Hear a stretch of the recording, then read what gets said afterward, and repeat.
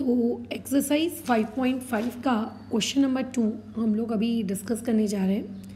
Last class में हम लोगों ने आपका मिड पॉइंट थ्योरम कंप्लीट कर लिया था, साथ ही साथ में converse of mid point theorem ये भी हम लोगों का कंप्लीट हो चुका है एंड 5.5 का क्वेश्चन नंबर 1 हमारा डन है।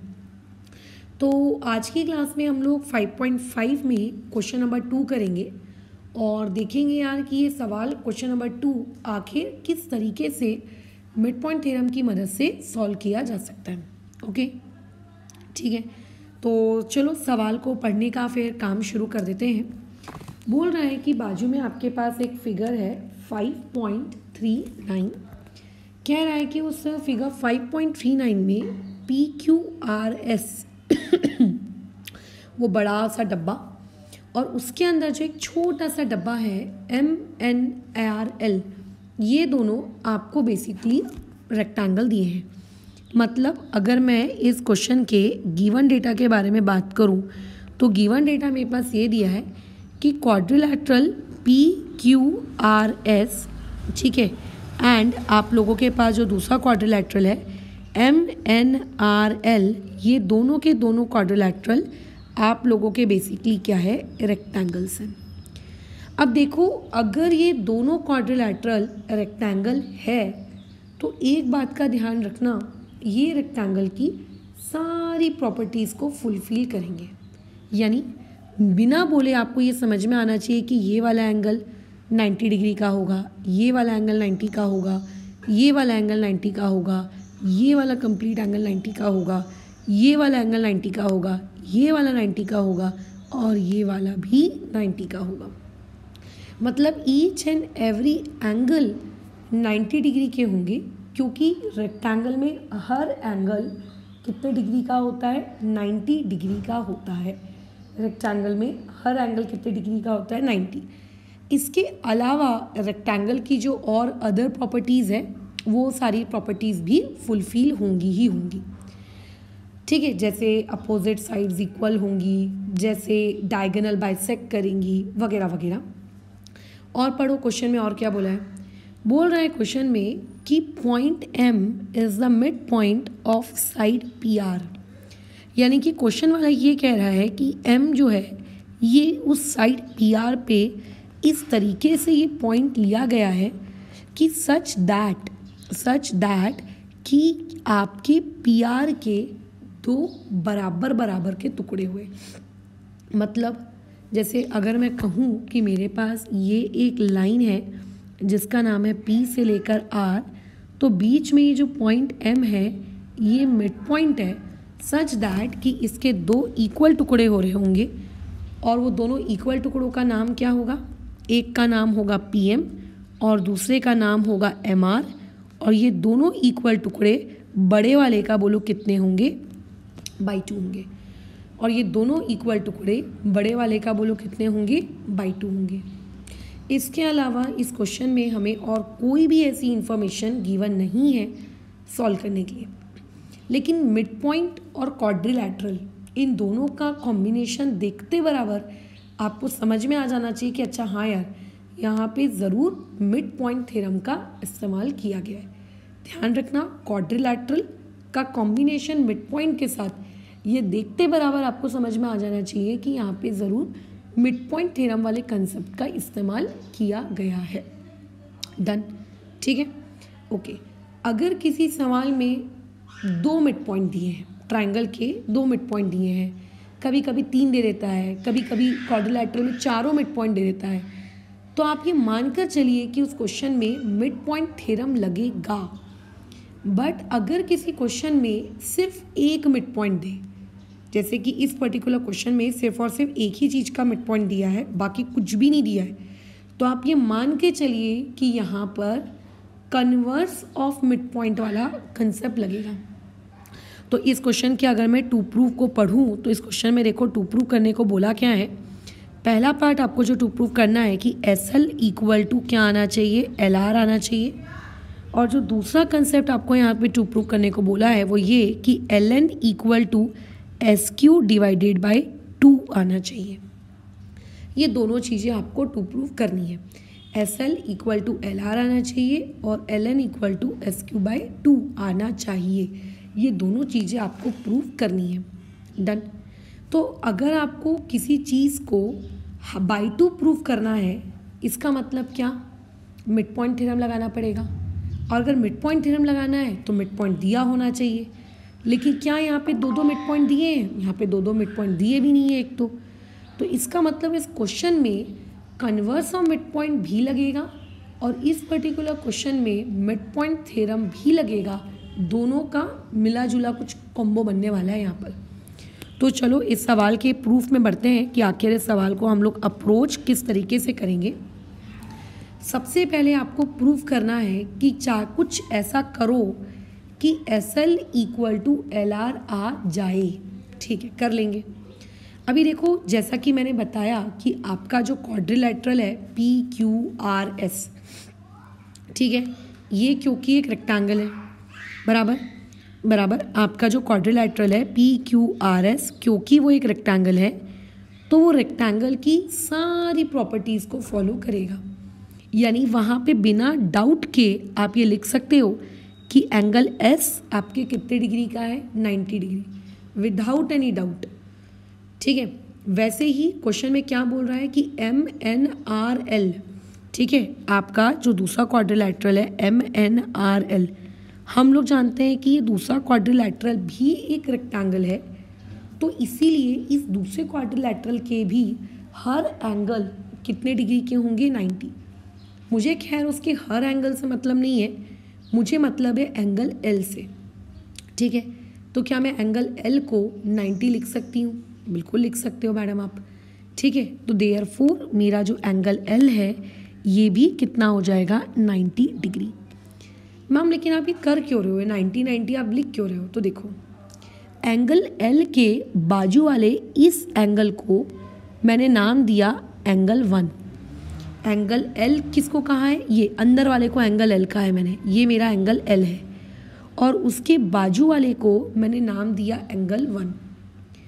अगर एंगल एल 90 डिग्री का है तो उसके बाजू वाला जो एंगल 1 है वो भी कितने डिग्री का होगा?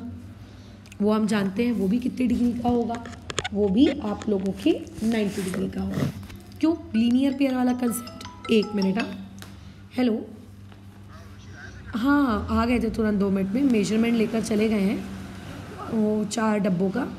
ठीक है, बस फिर कल बोल रहे थे कि आके मैं ठीक कर दूंगा और बुधवार तक ये 4 वाली कलेक्ट कर लेना। हाँ 6 इंची का। हाँ हाँ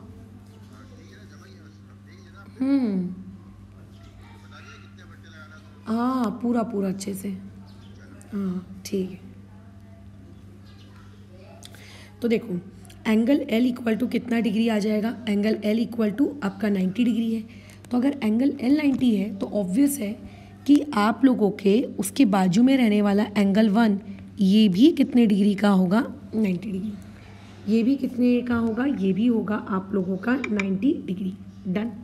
लेकिन मैम आप ये कर क्यों रहे हो? ये 90 डिग्री का क्लिक किया मतलब आपको मतलब क्या है?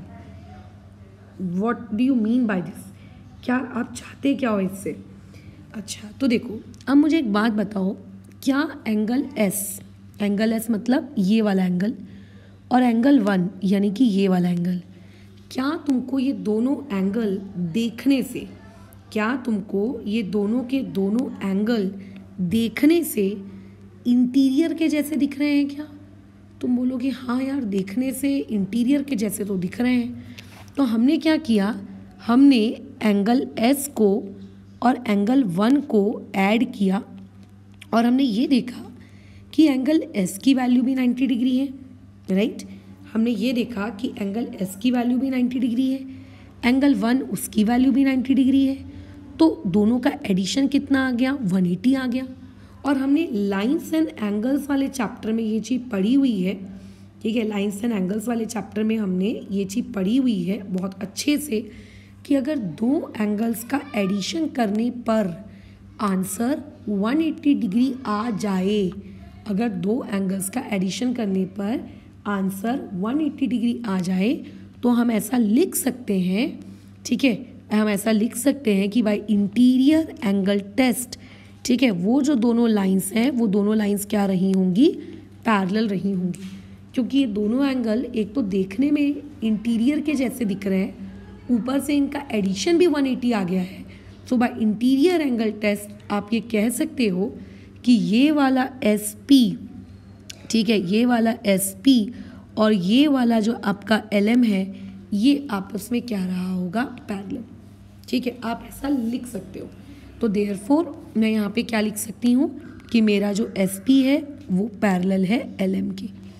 आपको फ़ायदा क्या हुआ मैम इसको पैरेलल प्रूफ करके, क्योंकि क्वेश्चन में तो कहीं भी नहीं बोला था कि पैरेलल प्रूफ करो, so why did you did this. तो ये मैंने इसीलिए ऐसा किया क्योंकि देखो मुझे ये ऊपर वाले ट्रायंगल में इंटरेस्ट है, इसको मैं अभी ब्लू कलर से क्रॉस क्रॉस करके मार्किंग कर रही हूँ। मुझे ये ऊपर का जो मेरा ये ब्लू कलर का ट्रायंगल है, मेरे को ये ऊपर के मेरे ब्लू कलर के ट्रायंगल में इंटरेस्ट है। क्या नाम है इस ऊपर के ब्लू कलर के ट्रायंगल का, PRS, मुझे इसमें इंटरेस्ट है, ठीक है। तो ये हो गया आपका P पॉइंट, अच्छा ये हो गया आपका R पॉइंट और यहाँ पे हो गया आपका S पॉइंट। ऐसा दिख रहा है वो ट्रायंगल लगभग कुछ, अच्छा उल्टा दे दिया क्या मैंने, ठीक है रुको इसको करेक्ट कर लेते हैं। ये ऐसा कुछ दिख रहा है, ये राइट, ऐसा कुछ दिख रहा है, ओके, अच्छा, और बीच में है कहीं पे ये L और M, तो LM को भी ड्रॉ कर लेते हैं। ऊपर की तरफ L है, नीचे की तरफ M है। तो अब ये जो मेरे पास ट्रायंगल है जिसका नाम है PRS, इस ट्रायंगल PRS में मुझे ऐसा बोला गया, ठीक है, मुझे ऐसा बोला गया है कि M is the mid point. Question के गिवन में मुझे ऐसा पहले से बोला गया है कि M जो है वो मिड पॉइंट है किसका, PR का। ऐसा मैं नहीं कह रही हूँ, ऐसे क्वेश्चन के गिवन में मुझको पहले से बोला गया है कि वो मिड पॉइंट है किसका, आपके PR का, राइट। अगर वो मिड पॉइंट है तो दूसरा मिड पॉइंट भी देना चाहिए ताकि हम मिड पॉइंट थ्योरम लगा सकें, बट दूसरा वाले को एज अ मिड पॉइंट नहीं दिया गया है, हमको सिर्फ और सिर्फ M ही एज अ क्या दिया गया है, मिड पॉइंट। L के बारे में हमको कोई भी इंफॉर्मेशन नहीं दी गई।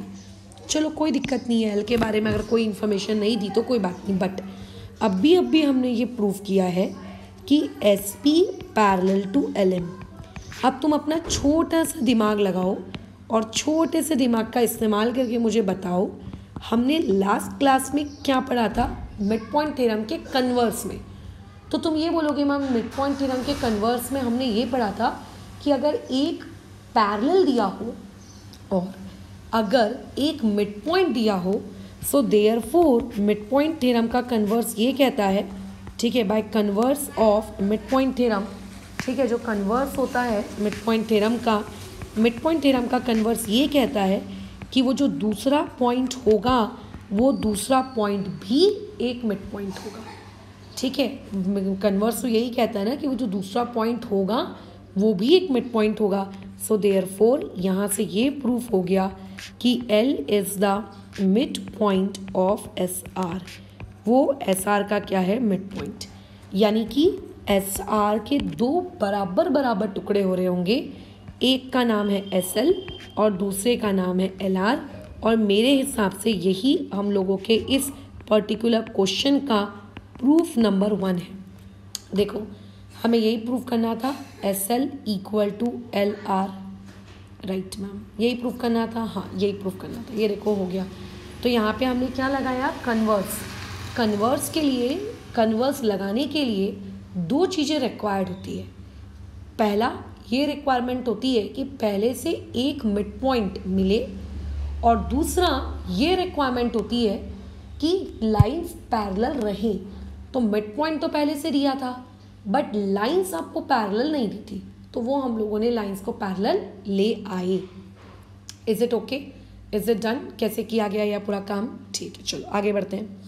अब हम आते हैं इसके प्रूफ नंबर 2 में। प्रूफ नंबर 2 के लिए मैंने जो थोड़ा डायग्राम गंदा कर दिया है, इसको मैं थोड़ा क्लीन कर लेती हूँ। प्रूफ नंबर 2 में बोल रहा है कि ln इक्वल टू SQ/2 करो। क्वेश्चन में ये कह रहा है कि ln equal to SQ/2 proof करो। तो क्वेश्चन नंबर 2 में ln को SQ/2 प्रूव करने के लिए पहले तो मुझे ln को आपस में ज्वाइन करना पड़ेगा। अगर आपको कोई चीज़ प्रूव करनी है तो वो चीज़ एग्जिस्ट भी तो करनी चाहिए। अभी तो डायग्राम में ln कहीं था ही नहीं। अच्छा, तो हमने ln को पहले तो ड्रॉ कर लिया। अच्छा, उसके बाद SQ भी ड्रॉ करना पड़ेगा, तो मैंने SQ भी ड्रॉ कर लिया ताकि डायग्राम में दिखे तो सही कि ln कहाँ है, SQ कहाँ है।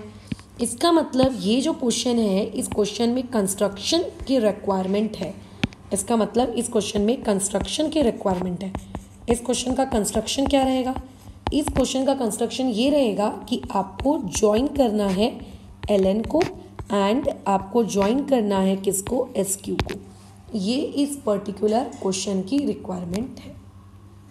लेकिन ठीक है, चलो मैडम आप कह रहे हो तो हमने ज्वाइन कर दिया, लेकिन ln इक्वल टू SQ/2 हम प्रूव कैसे करें? तो तुरंत तुम्हारे दिमाग में घंटी बजनी चाहिए।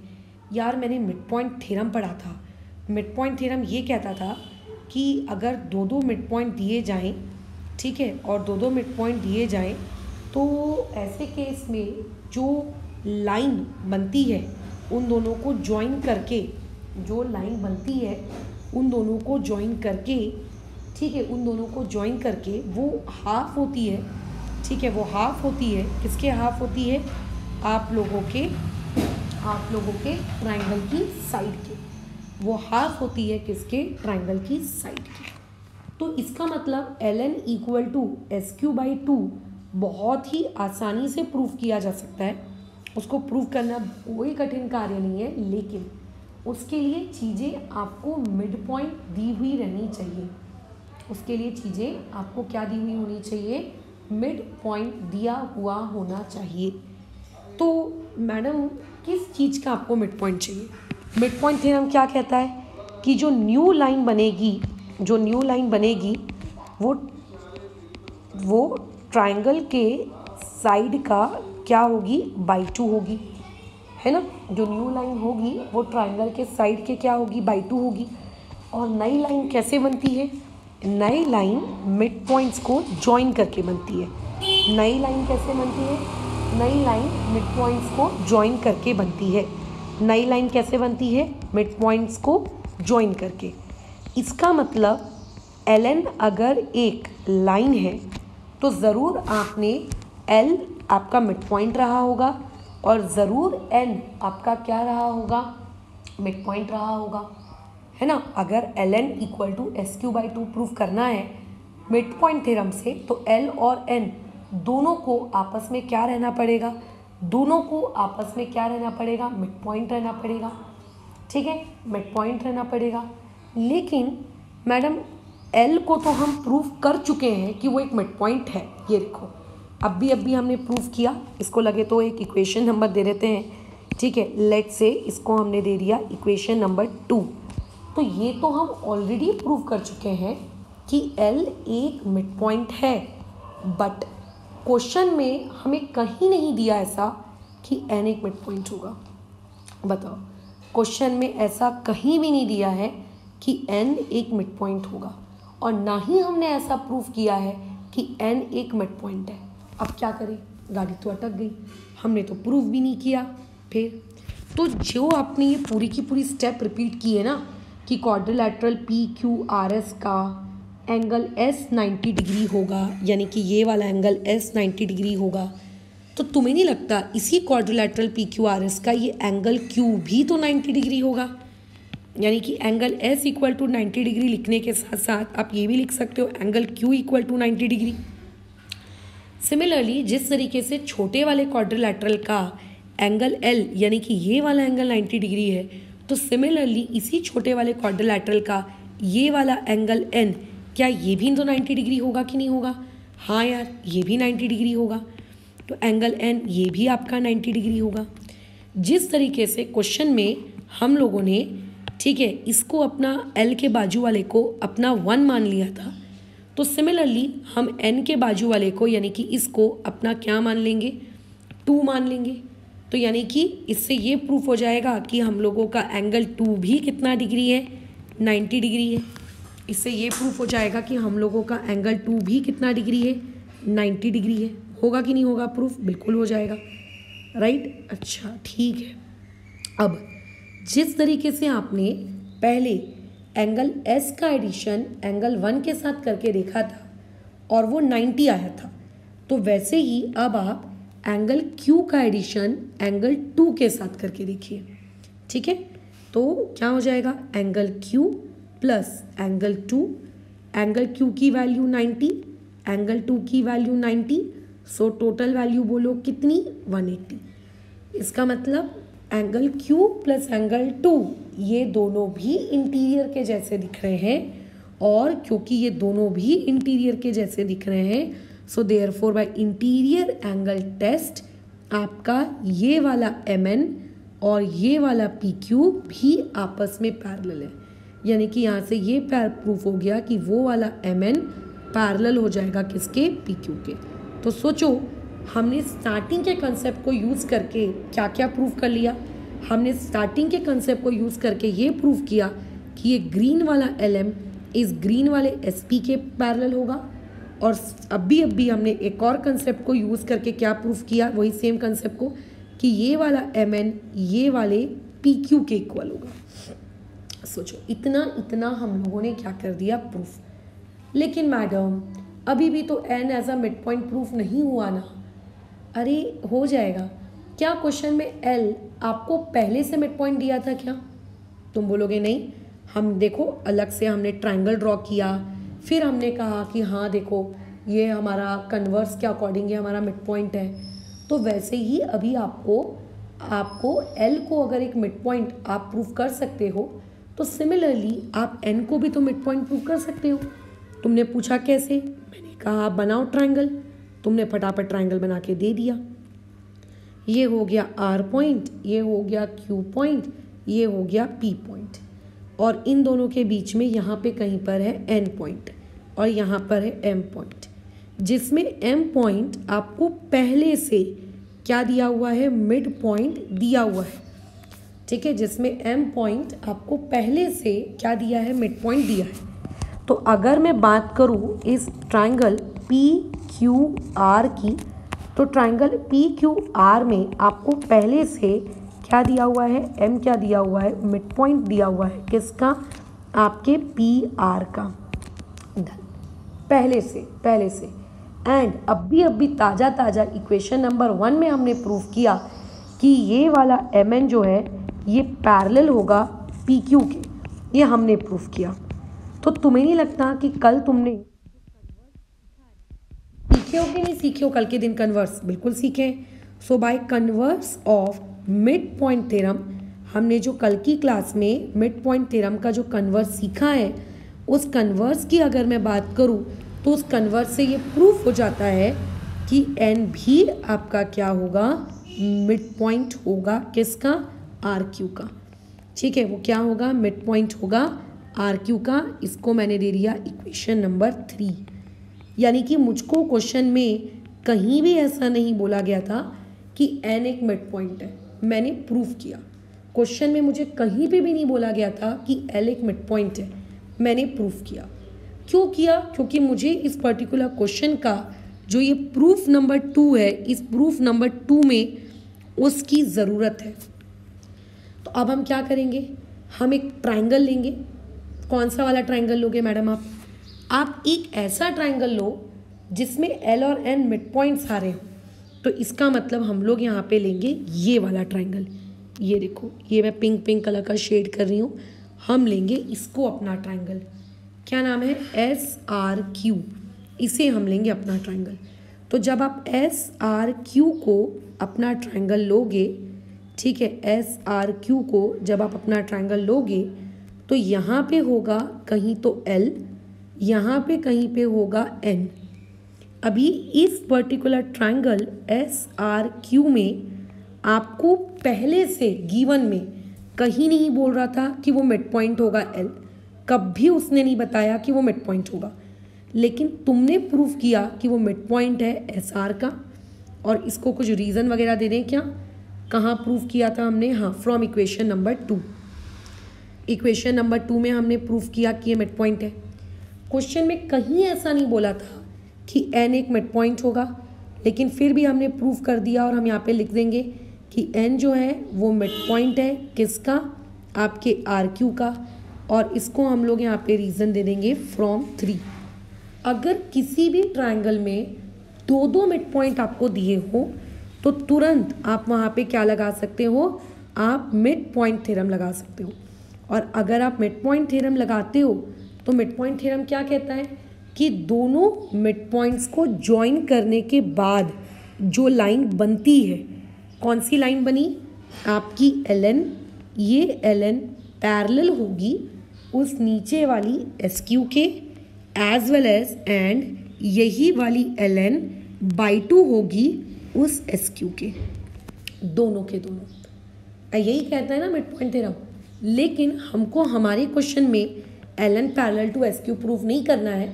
हमने लिख दिया लेकिन करना नहीं था, तो हम सिर्फ इतना लिखेंगे कि therefore ln equal to SQ by 2, ये हमको प्रूफ करना था और ये हम लोगों का प्रूफ नंबर 2 कर दिया। ठीक है, तो इस तरीके से ये वाला सवाल आपका कंप्लीट होता है, जो कि बहुत ही प्यारा सवाल था। इसमें converse of mid point theorem हमने अप्लाई किया और फिर क्वेश्चन को सॉल्व किया।